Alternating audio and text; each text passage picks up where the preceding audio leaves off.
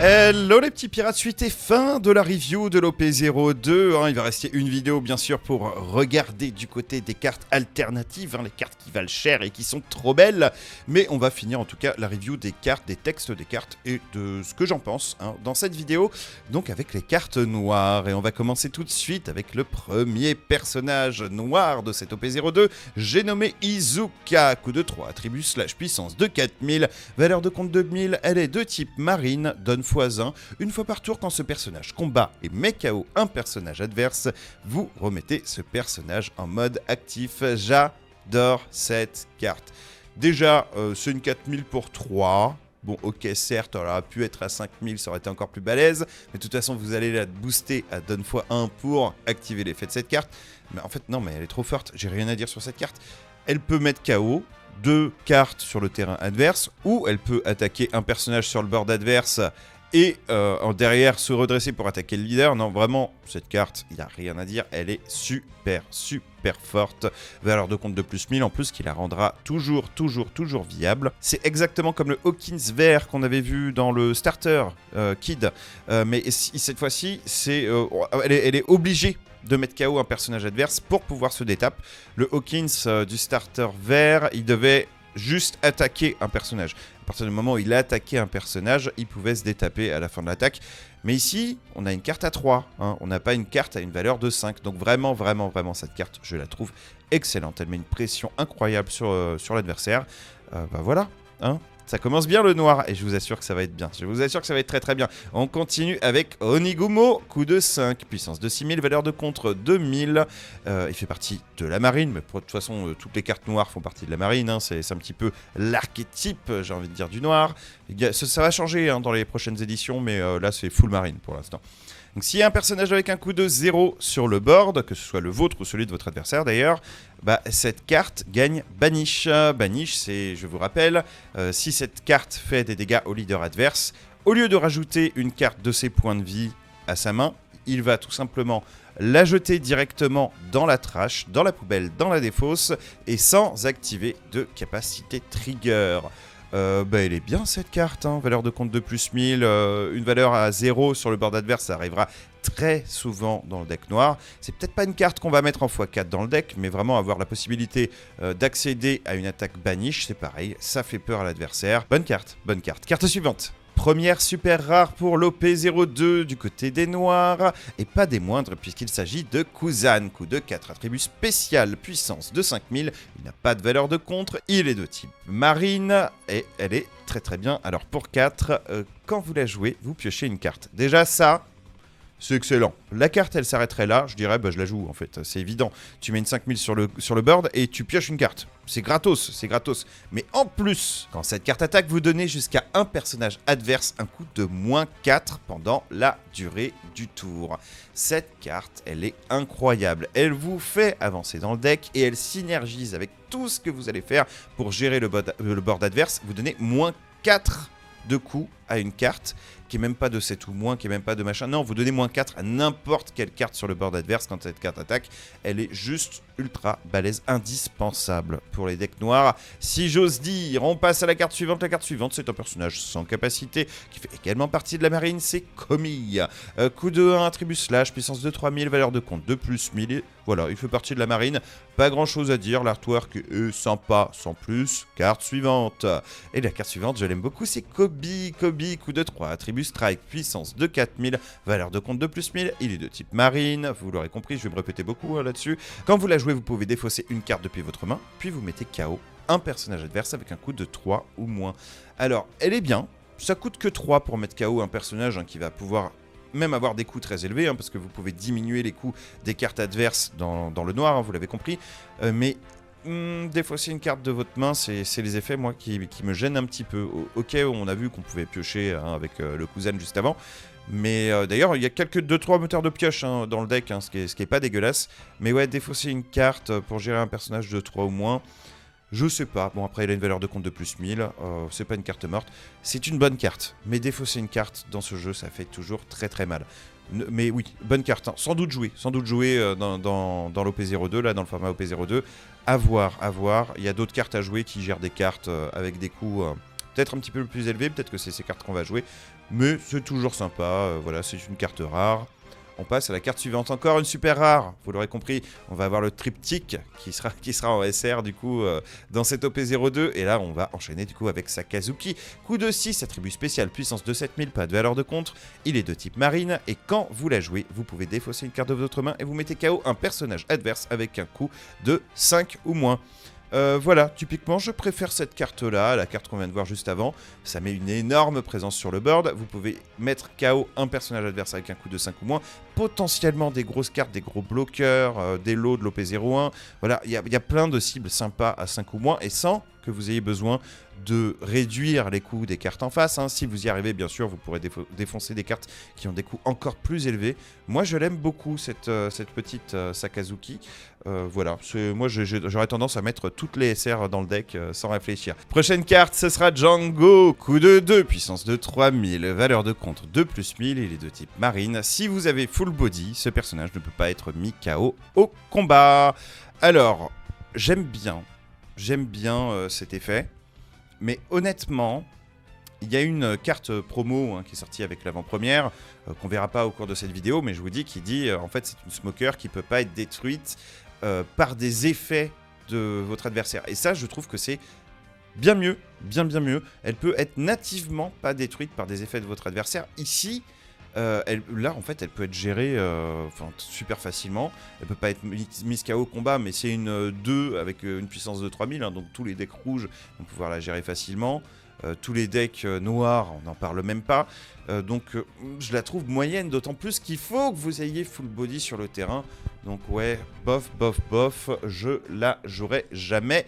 Carte suivante, Strawberry, coup de 4, attribut slash puissance de 5000, il n'a pas de valeur de contre, il est de type marine, et quand cette carte attaque, s'il y a un personnage avec un coût de 0 sur le terrain, votre adversaire ne peut pas activer de capacité bloqueur avec des personnages avec des coups de 5 ou moins durant ce combat.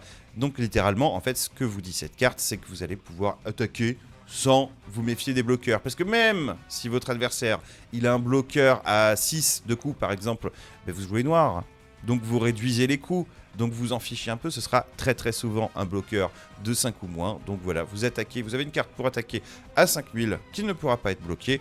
Je la trouve bien cette carte, peut-être pas à mettre x4 dans le deck, parce que bon, il n'y a pas de valeur de contre, mais c'est potentiellement un finisher très intéressant, à voir si elle sera jouée. Moi c'est pas nativement la carte vers laquelle je partirais en montant un deck avec du noir dedans, mais en vrai elle est sympa cette carte, en vrai elle est très sympa. Je pense que ce sera une des cartes sous-estimées, pas de valeur de compte, pas de capacité trigger, c'est sûr, ça limite un peu la carte, mais en vrai très bien dans un deck noir. On passe à la carte suivante, encore un personnage de la marine, il n'y aura que ça de toute façon, il y aura littéralement que ça, c'est Smoker, coup de 3, puissance de 4000, valeur de compte de +1000, il fait partie de la marine, ce personnage ne peut pas être mis KO par des capacités. Je me suis trompé, c'était pas une carte promo, c'était celle-ci. Je crois que la carte promo elle fait la même chose, si je me trompe pas, c'est la carte de l'avant-première, bon bref. Donc stat, pas dégueu, 4000 pour 3 ça va, valeur de compte de +1000 déjà, c'est cool. Quand cette carte attaque, s'il y a un personnage avec un coût de 0, ce personnage gagne plus de 1000 de puissance durant le combat. Voilà. Non mais cette carte elle est trop forte. Cette carte elle est vraiment trop forte, c'est potentiellement en fait une 6000 pour 3 qui peut pas être mise KO par des capacités. Je la trouve vraiment excellente. Ce serait bête de pas la jouer dans des decks noirs. En plus, vous allez avoir des miroirs en face. Cette carte, elle peut pas être gérée par votre adversaire en natif, en tout cas par du noir. Il va falloir qu'elle soit mise KO au combat à la régulière. J'adore cette carte. Voilà, rien à dire. On passe à la carte suivante. Et c'est Sengoku, cette fois-ci, coup de 2, attribut Wisdom, puissance de 3000, valeur de compte de +2000. Très intéressant, donc de type marine, donne x1. Quand cette carte attaque, vous donnez jusqu'à un personnage adverse -2 de coups, à son coup, du coup, pendant ce tour. Bien. Que vous la jouiez, en fait c'est un petit peu la Otama du deck, j'ai envie de dire, que vous la jouiez, qu'elle réduise les coûts des cartes en face, ou que vous l'utilisiez pour sa valeur de compte de +2000, cette carte elle est juste très bonne, très bonne. On va pas s'attarder dessus parce qu'il n'y a pas grand chose à dire de plus dessus. On arrive maintenant sur la sans capacité 3000 pour 2, avec une valeur de compte de +1000, capacité trigger, vous jouez cette carte Il y en a une dans toutes les couleurs, voilà. Il y en a une maintenant dans le noir, c'est chose faite. Et ce sera avec un Sentomaru. Et cet artwork, je trouve, il est très très beau. Voilà, les 100 capacités comme ça, hein, des communes avec des super artworks. J'en prends tous les jours au petit-déj. Carte suivante. Ah, Tashigi. Coup de 3, attribut / puissance de 5000, pas de valeur de contre. Déjà, les stats sont sympas, hein. 5000 pour 3, faut pas déconner. Elle fait partie de la marine, donne x1 quand ça l'attaque. Vous donnez jusqu'à un personnage adverse, moins 3 de coups durant ce tour. Cette carte-là, c'est genre le Zoro du noir, j'ai envie de vous dire. C'est la carte indispensable quand vous allez jouer noir. Elle est trop balèze et elle a cette petite avantage d'être une carte commune. Donc pas cher à se procurer. Honnêtement, pour les stats et tout et pour ce qu'elle fait, je l'aurais mis en super rare. Moi, je la trouve incroyable cette carte. Vous jouez noir, vous allez jouer Tashigi. Je vous le dis tout de suite, c'est obligatoire. Carte suivante. Ah, Tsuru. Carte très intéressante. C'est une carte de 1 avec une valeur de contre de plus 2000. Puissance 0. Ça, c'est un petit peu le truc dommage de la carte, mais honnêtement, on va pas lui en vouloir parce que quand vous la jouez, vous donnez jusqu'à un personnage adverse, moins 2 de coups durant ce tour. Donc c'est plutôt ça là, en fait, la petite Otama. Hein. J'ai dit Otama, là, c'était tout à l'heure le Sengoku qui fait cet effet quand elle attaque, mais en fait les deux cartes peuvent aller dans un deck noir hein, sans aucun problème. Celle-ci, bon voilà, elle ira pas forcément dans tous les decks. Hein. Je pense à un deck Garp par exemple. Je sais pas si on la met dans un deck Garp. On aura plutôt tendance à aller mettre la Sengoku que vous allez vouloir booster avec un don x1, ça rajoutera moins 1 en plus avec l'effet du leader à la valeur de coup d'une carte sur le board adverse. Mais là, Tsuru, bah en fait, ouais, si vous jouez noir, vous la mettez aussi. Hein, pour 1, moins 2 à une carte adverse, très fort, très très fort. Et valeur de compte de plus 1000, rien à dire. Carte suivante, carte sans capacité, c'est Doberman, un coup de 2, une puissance de 4000, une valeur de compte de plus 1000, elle est de type Navi. C'est les sans capacités classiques, on va pas s'attarder dessus. Carte suivante, surtout qu'il y en a beaucoup des cartes en noir, il y en a beaucoup. Ah là là là là, l'une de mes cartes préférées du set, déjà parce que c'est Cola. Voilà. Donc Quichotte, Resident aka Corazon. J'adore ce personnage, je le kiffe, il est trop beau, il est magnifique. Hein. Pour ceux qui ne le connaissent pas, c'est le frère de Doflamingo. Hein. Je vous conseille de lire le manga et d'arriver jusqu'à cet arc, cette petite histoire qui est magnifique. Vraiment, ce personnage, je le kiffe. Juste l'artwork, il est merveilleux. Elle existe en topper alternatif, cette carte. Voilà, il me la faut. Coup de 2, donc attribut spécial, puissance de 2000, valeur de compte de plus 1000. Elle est de type Navy, bah oui, parce que c'est un infiltré, et de Don Quichotte Family. Je vous spoil comme des bâtards, hein. Je suis désolé. Mais en même temps, les cartes vous spoil, hein, c'est pas de ma faute. Donc, c'est un bloqueur, donc 2000 pour 2, avec un petit plus 1000 ici qui va bien en valeur de contre. Je la trouve très très très bonne. Ouais, non, bah, dans un deck marine, on la joue, hein, on discute pas, on la joue parce que trop de la gueule cette carte. Carte suivante, c'est une sans capacité, on va pas passer beaucoup de temps dessus. Jaguar D-Soul, coup de 4, puissance de 6000, valeur de compte de plus 1000, il a le type géant et marine. Voilà, sans capacité, très bonne stat. Hein. Moi j'adore les 6000 pour 4, hein, je trouve que c'est super, ce sont des super cartes. Mais bon, il n'y a pas grand chose à dire dessus, donc on va passer à la carte suivante. Ina, la magnifique Ina, donc qui fait partie de la marine également. Coup de 5, puissance de 6000, valeur de compte de plus 1000, donc stat pas dégueu du tout. Pour une carte bloqueur, vraiment très très sympa, et qui a un effet on-block. Quand elle bloque, vous choisissez jusqu'à un personnage adverse avec un coup de 6 ou moins, et le personnage sélectionné ne peut pas attaquer durant le tour. C'est une Uta violette, qui a quelques restrictions, mais qui a une valeur de compte de plus 1000. Moi, cette carte, je l'adore. Cette carte, je la surkiffe. Je pense qu'elle sera jouée dans beaucoup de decks noirs. Surtout que voilà, c'est pas une carte qui va ne pas avoir de valeur de contre. Donc si vous pouvez pas la jouer, c'est pas grave. C'est toujours une plus 1000 pour se défendre pendant le tour adverse. Moi, cette carte, ce design, je l'adore. En plus, le dessin est beau. Voilà, on va passer à la carte suivante. C'est Full Body. Le Full Body dont on parlait tout à l'heure. Coup de 2, attribut strike, puissance de 3000, valeur de compte de plus 1000. Il est de type marine. Quand cette carte attaque, si vous avez un Django, cette carte gagne plus 3000 de puissance pendant le combat. Vous avez compris, le combo Full Body Django, il est très très sympa. Il va pas souvent tomber, faut pas se mentir, il va pas souvent tomber. Mais il y a un monde où si on joue noir aggro, en fait, on va avoir tendance à mettre ce genre de petites cartes dans le deck. Mais bon, pour moi, l'archétype n'existe pas encore ou n'est pas viable encore pour le moment. Donc, à voir dans le futur si cette carte, elle trouvera sa place dans un deck. Carte suivante, c'est Belle-Mère. Aïe, aïe, aïe, aïe, aïe. Belle-Mère qui est de type marine. Coup de 1, attribut range, puissance 1000, valeur de compte 2 plus 1000. Activation principale, vous pouvez mettre ce personnage en inertie, vous donnez jusqu'à un personnage adverse, moins 1 de coups durant ce tour, puis jusqu'à un de vos personnages ou votre leader gagne plus 1000 de puissance pendant la durée du tour. Alors, c'est difficile de jauger ce que vaut cette carte. Je pense qu'elle est pas dégueu. Moins 1 à une carte en face pour 1 et vous donnez plus 1000 à une de vos cartes. C'est pas dégueu du tout. Mais je vois pas dans quel monde on va la jouer, sachant qu'il y a déjà tellement de bonnes cartes à jouer dans le noir, qui vont prendre un petit peu plus le board, qui vont mettre des coups inférieurs. Enfin, typiquement, tout à l'heure, on avait une carte à 1 qui mettait moins 2 au coup adverse. On va pas être intéressé pour attaquer avec une carte à 1000 sur le board.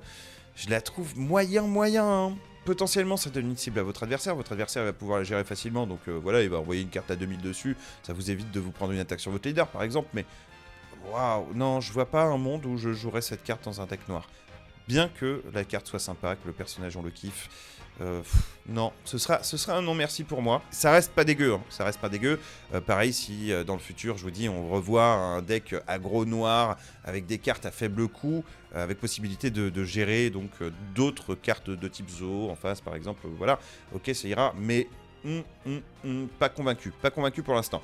Ah, Hermepo, coup de 3, attribut slash, puissance 3000, valeur de contre 2 plus 1000, il est de type marine. Quand cette carte attaque, vous donnez jusqu'à un personnage adverse, moins 2 de coups durant 2 tours, puis s'il y a un personnage avec un coup de 0, ce personnage gagne plus de 1000 de puissance durant ce combat.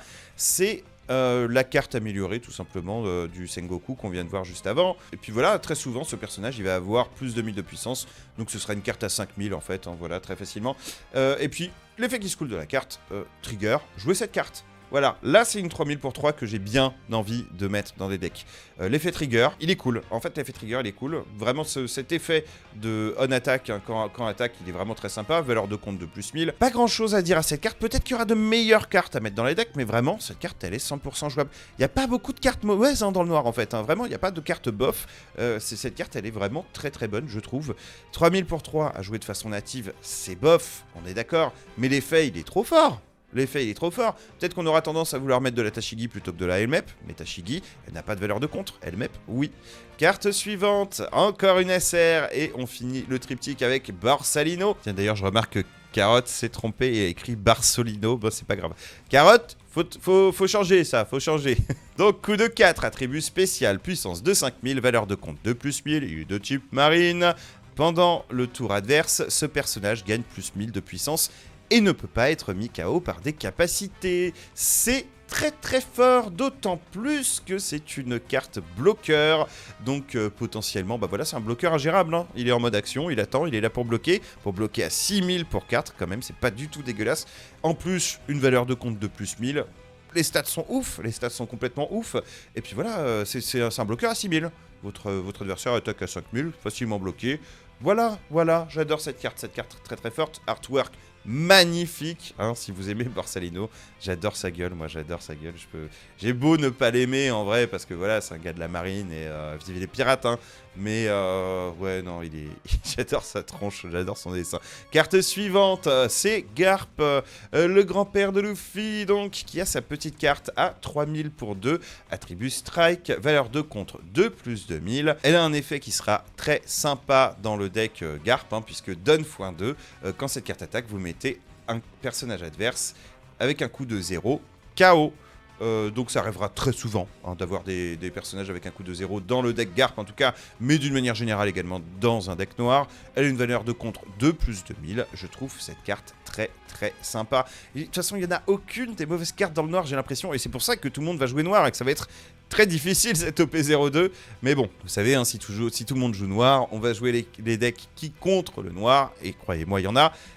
Donc voilà, la méta va s'équilibrer au bout d'un moment, ne vous en faites pas, le noir ne va pas dominer tout, quoique c'est quand même très fort. On passe à la carte suivante, c'est Yamakaji, une sans capacité, 5000 pour 3, valeur de compte 2 plus 1000, artwork sympathique, il est de type marine, on ne s'attarde pas dessus parce qu'il nous reste 4 cartes.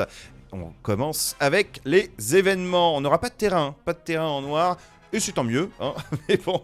Ice Age, coup de 1, elle est de type marine. Activation principale, vous donnez jusqu'à un personnage adverse, moins 5 moins 5 de coups pendant ce tour.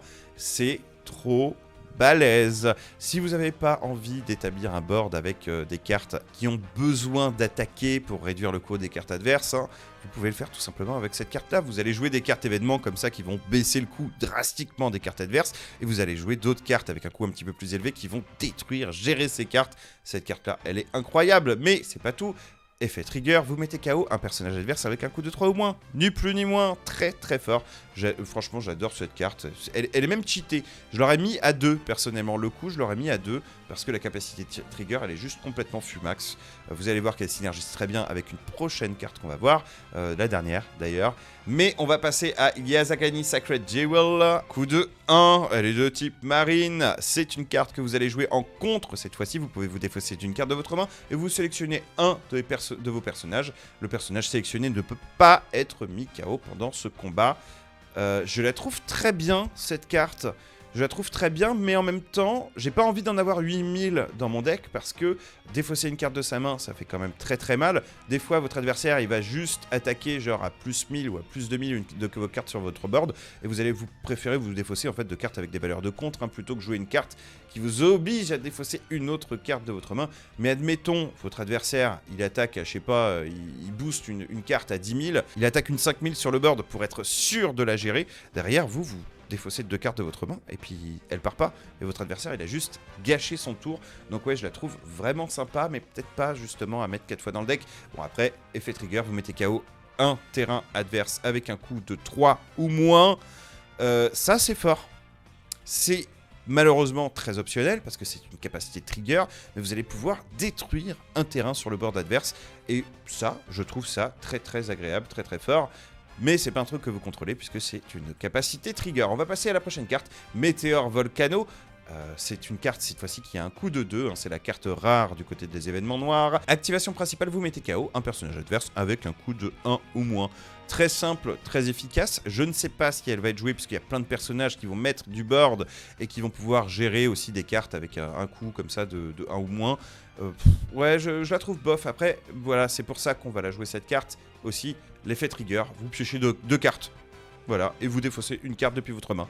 Donc oui, on va la mettre dans les decks noirs. Oui, on va la mettre dans les decks noirs, en attendant d'avoir mieux, parce qu'il y aura mieux en OP03. Je vous spoil pas tout de suite. Si vous êtes intéressé de voir ce qui sort en OP03, rendez-vous sur le Instagram, puisque Carotte a déjà traduit toutes les cartes qui sont censées sortir en OP03. On fera des vidéos plus tard, hein, rassurez-vous, mais quand on se rapproche de la sortie en Europe. Donc voilà, ouais, trigger, piocher 2 cartes et défausser une carte de votre main, c'est juste ultra balèze. Mettre KO pour 2 un personnage dont on aura baissé les coûts, c'est tout aussi fort au final. Surtout si sur notre terrain nous avons la carte suivante, la secrète, la deuxième secrète de l'OP02, la secrète du noir. Du coup, ce sera Kuzan, un Kuzan un petit peu plus énervé avec un coût de 10. Oui, c'est cher.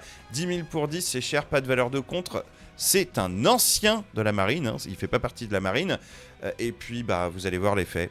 C'est complètement fou. Moi, je la trouvais nulle au départ, cette carte, puisque je croyais que c'était, enfin, ce que je vais vous lire là, votre tour, vous donnez à tous les personnages adverses moins 5 de coups. Mais le truc, c'est que c'est pas une activation principale. Dans ma tête, c'était une activate main. Je sais pas pourquoi. Voilà, mais non, c'est un passif. Quand vous jouez cette carte, toutes les cartes sur le board adverse ont moins 5 de valeur de coup. C'est juste complètement fumé. Et quand vous la jouez, vous mettez KO un personnage adverse avec un coût de 0. Donc potentiellement, toutes les cartes à 5. Voilà, toutes les cartes qui sont à 5 ou moins, elles arrivent à 0 à partir du moment où Kuzan est sur le board.